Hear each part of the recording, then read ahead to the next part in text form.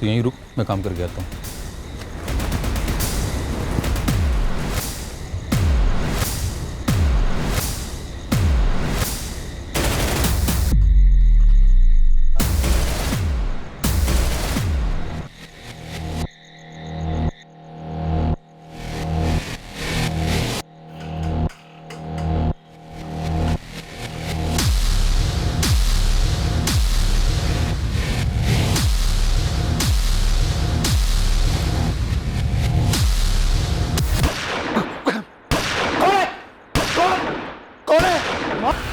कौन है? ये आवाज कैसे? माँ, माँ, कौन है? कौन है?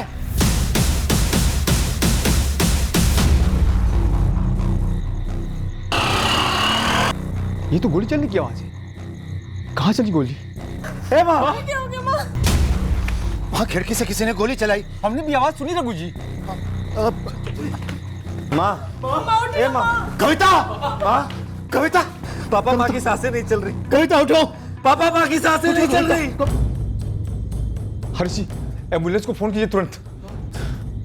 अरे पहले पुलिस को फोन करना चाहिए। अरे पहले हॉस्पिटल तो लेके चलो, बाद में पुलिस को भी फोन कर लेंगे।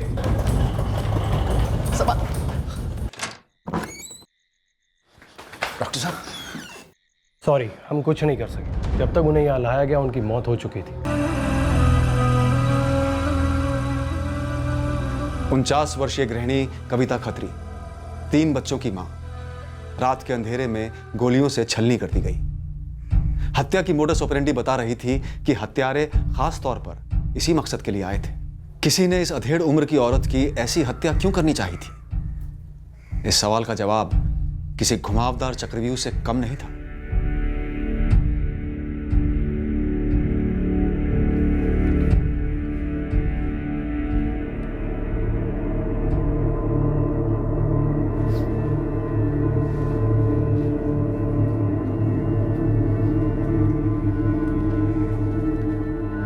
सर, मैं यही नीचे ही सोया हुआ था।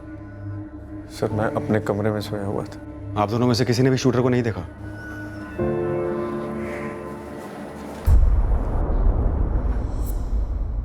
मैं उठ गया था, तब मैंने देखा कि कोई खिड़की से गोलियां बरसा रहा है। आप पहचान पाए उसे? जी नहीं, ठीक से देखा नहीं चेहरा। मैं बाहर की तरफ भागा। आसपास के सभी लोग जाग गए थे, बाहर भी आए, लेकिन तब तक वो गायब हो चुका था।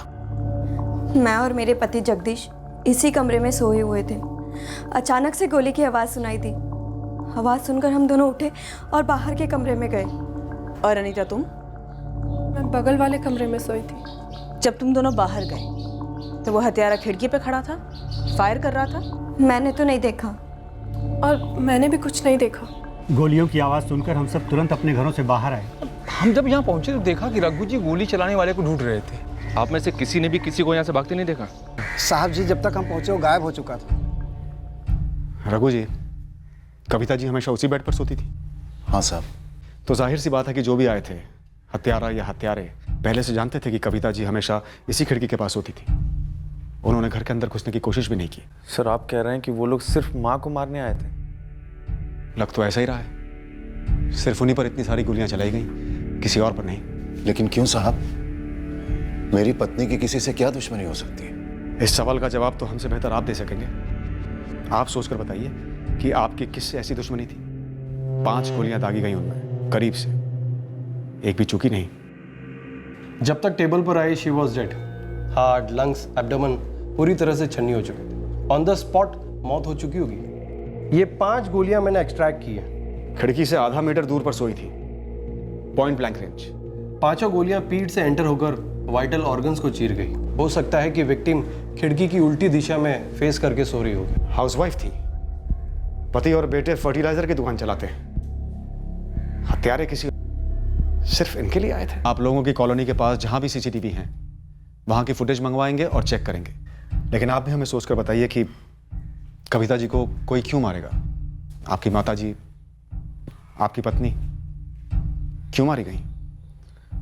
किसी पे कोई शक? सर मेरी माँ के एक कजन भाई बंसीधर मामा जी और उनका बेटा धीरज। कहाँ रहते हैं ये लोग? वैसे मसला क्या है? ज़मीन, यहीं रहते हैं जोधपुर में। हमारे नाना जी की एक पुश्तैनी ज़मीन है, उसको लेकर के बंसीधर मामा जी और माँ के बीच में कुछ दिनों से झगड़ा चल रहा था। ये तुम्हारे बंसीधर मामा जी और धीरज, इन दोनों का एड्रेस और फ़ोन नंबर दो। आप कुछ नहीं बोल रहे हैं रघु जी? क्या बोलूं साहब, कुछ समझ ही नहीं आ रहा। 30 साल की शादी थी हमारी, 3 बच्चे, ये गिरस्ती, सबका सब एक ही झटके में खत्म कर दी। किसने, क्यों?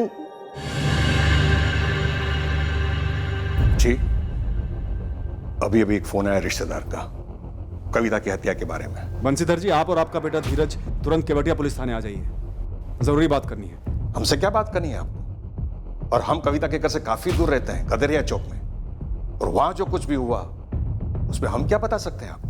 बंसीधर जी, आप आइए, बात करते हैं। नहीं आए तो हमें आना होगा।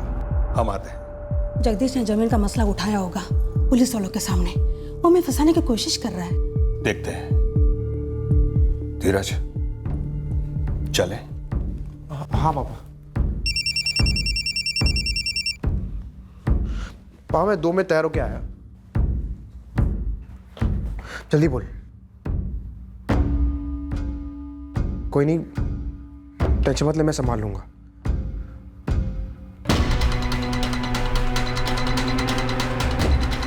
चाचा अकबर,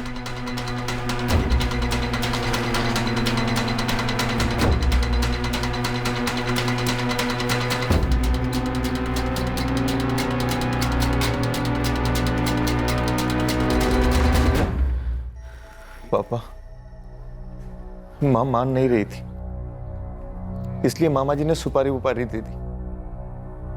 सब मामा जी का कराया हुआ है। सिर्फ जमीन के लिए भैया? मामा जी ऐसा करेंगे? तो और क्या वजह हो सकती? कौन कर सकता है ऐसा?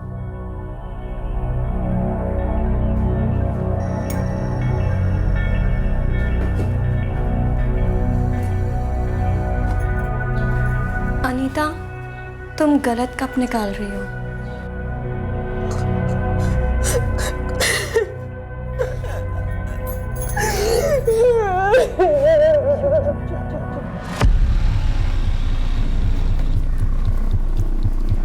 ठीक है। सलाम सर। आपकी फाइल खुली है कि एक तगड़ी खबर है? शाबाश गुरु, बोल।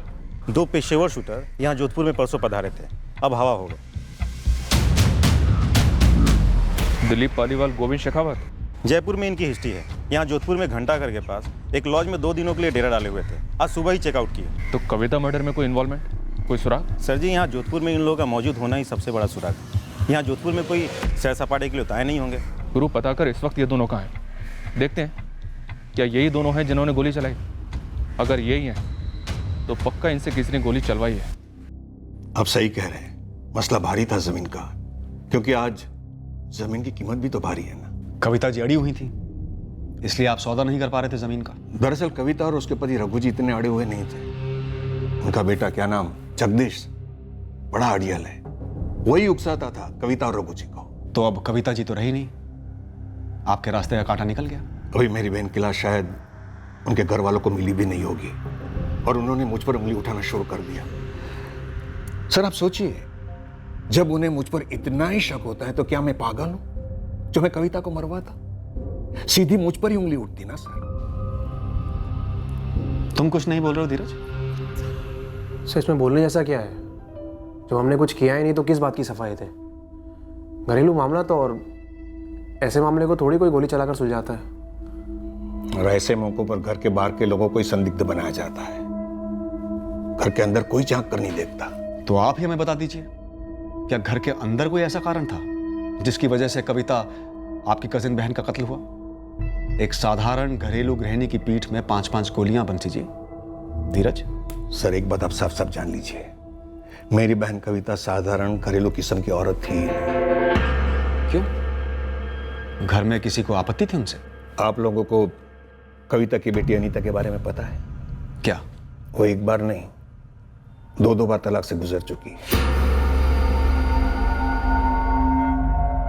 तो क्या इन 2 तलाकों की वजह से कत्ल हुआ हो सकता है? सर जमीन के विवाद की कड़वाहट को लेकर कत्ल हो सकता है, तो रिश्तों की खटास की वजह से क्यों नहीं?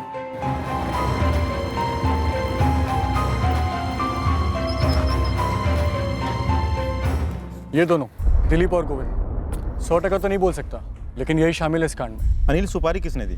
अभी तो कुछ पता नहीं चल रहा है, पर फील्डिंग चालू है गुरु भाई। कुछ तो सूंघा होगा। एक बात है भाई, कोई और पेशेवर मर्डर तो हुआ नहीं इतने दिन से हमारे जोधपुर में। अब ये 2 पेशेवर यहीं थे, तो 2 और 2 4 तो इन्हीं के साथ हो रहा है ना। तो जल्दी इन दोनों का पता लगा। अगर ये दोनों मिले तो सुपारी देने वाला भी मिलेगा या मिलेगी। ओम धौ शांतिरपः शांतिरौषध्यः शांतिः वनस्पतयः शांतिः पृथिवी शांतिः नभः शांतिः मृत्युदेह शांतिः शांति शांति शांति शांति देव। अभी के लिए तो बात टल गई, लेकिन कब तक? अरे आप मेरा यकीन क्यों नहीं कर रहे हो? मैंने कहा ना मैंने कुछ नहीं करवाया है। तो बता, कल रात तू कहां था? सच क्यों नहीं बोल रहा है तू? पापा, मैंने सच में कुछ नहीं किया है। अगर तूने किया भी है ना, तो उम्मीद करता हूं कि कोई सुराग तूने नहीं छोड़ा होगा। सुनो, अगर उन्होंने पुलिस के सामने मुंह खोला तो उन्हें जो सजा मिलेगी ना, उससे उन्हें रत्ती भर फर्क नहीं पड़ेगा। लेकिन तुम अपना सोचो, तुम्हारे साथ क्या होगा? राम नाम सत्य है, राम नाम सत्य है, राम नाम सत्य है, राम नाम सत्य है। अनीता का डिवोर्स उसका निजी मामला है, उसका मेरी सास के कत्ल से क्या ताल्लुक? शिखा, क्या तुम बता सकती हो वो शूटर्स कौन थे? मैं कैसे बता सकती हूँ? तो फिर मेरे सवालों का जवाब तुम सवालों से मत दो। जो पूछ रही हूँ उसका सीधा सीधा और पूरा जवाब दो, वरना अनीता को मुझसे बात करने दो। तो अनीता, तुम्हारी 2 शादियां टूटी, सही कह रही हूँ मैं? क्यों बताना चाहिए अनीता के तलाक के बारे में? उसमें बताने जैसा है क्या? छुपाने जैसा क्या है जगदीश? सर, हमने कुछ छुपाया नहीं। तो फिर बताया क्यों नहीं? लेकिन आपने कुछ पूछा भी तो नहीं साहब। और बताने जैसा कुछ है भी तो नहीं पापा। है जगदीश, परिवार में जो कुछ भी हुआ हो वो बताना जरूरी है मर्डर केस में। कहां की रंजिश कौन किस पर निकालेगा ये कोई नहीं कह सकता। हम पूछे ना पूछे, लेकिन आपको हर चीज बतानी है। अनीता की पहली शादी हुई 2012 में विजय राठौर के साथ, और उसका तलाक हुआ 2014 में। उसके बाद उसकी दूसरी शादी कराई 2015 में ईश्वर सोनी के साथ। तलाक पिछले साल हुआ 2017 में। दोनों टाइम तलाक का कारण क्या था? उसका पहला पति विजय राठौड़ पियक्कड़ बन गया था, मारता पीटता था उसे। और दूसरा पति